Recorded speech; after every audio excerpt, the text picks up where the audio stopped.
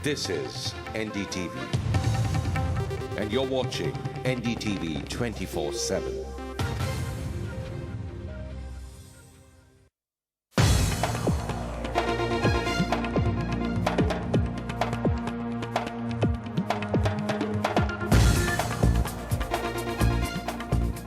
Good evening and welcome to We the People.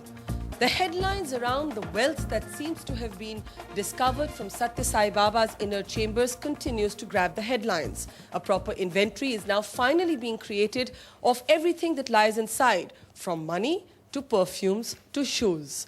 It's triggered an old familiar debate in India. India is a country that's obsessed with faith, culture, religiosity, and often the lines blur between all three. But when it comes to Godmen, are they also simultaneously businessmen? On the program today, we look at whether spirituality is becoming a profiteering industry. And if it is that something to be alarmed about? Let me start, if I can, quickly with you, Vidya Shankar Iyer, as somebody who's a devotee of Satya Sai Baba. When, you read all these articles, this news that's coming out in dribs and drabs about perfume bottles and 500 pairs of shoes and saffron robes and gold garlands, it doesn't quite coincide with the normal imagined notion we have of a godly figure. As a devotee, has this disturbed you, the kind of headlines that have been coming out ever since Satya Sai Baba has died?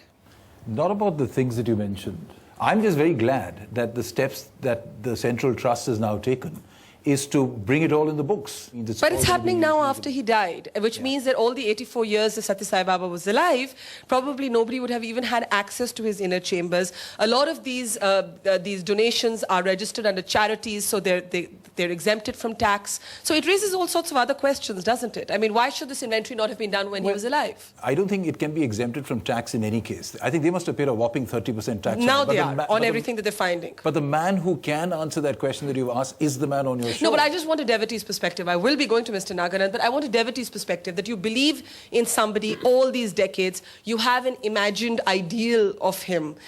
Do these headlines question that? Just speaking as a devotee. Now I get what you're trying to say. No, it doesn't.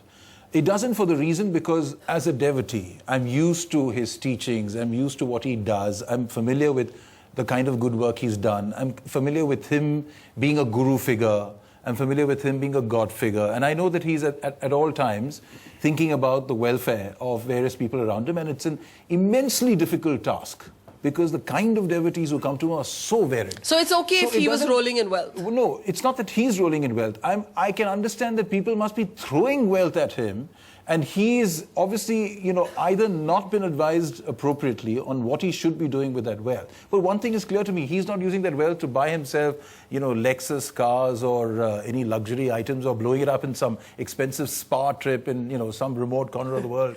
I know that he's going to use it at some point for something, and he's probably not done it the right way. But it's nothing compared to I didn't know that Godmen needed advice. I thought they had all the answers anyway themselves. But we will come back to that because you raise an interesting point. And we can have Sadhguru Jaggi Vasudev in the screen now. Sadhguru, if I could ask you, because you're quite an unconventional Godman. You like your bikes. You play golf. You like to fly about. You're not exactly pretending to be Mr. Spartan when it comes to spirituality. Do you think that there's a kind of hypocrisy in middle-class belief that we want to buy the Lexus, we want the spa, we want the trip to outer space, but God forbid if our Godmen want it? First of all, I think it's very important that we make a distinction between spiritual gurus and Godmen. A guru never claimed that he is a Godman, because the reason why there's so much talk about God in the world is mainly because most human beings have not realized the immensity of being human. So the purpose of a spiritual guru, the work of a spiritual guru is to make people realize the immensity and profoundness of what it means to be human. So first, let's make the distinction. Coming to Spartan life and about the motorcycles. I rode motorcycles when I was young. I crisscrossed India because that was the easiest transport I could have. and I continue to ride just for fun once in a way. I don't own any motorcycles.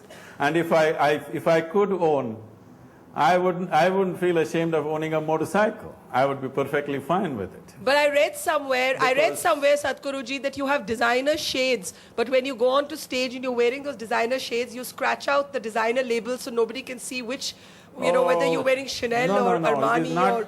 No, I don't scratch out the designer label because I don't want anybody to know, because it's written so loudly on the shades.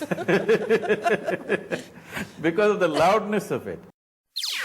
NDTV's cricket app, Android and iPhone, fastest scorecard, special analysis, and much more. Download free. ndtv.com/apps.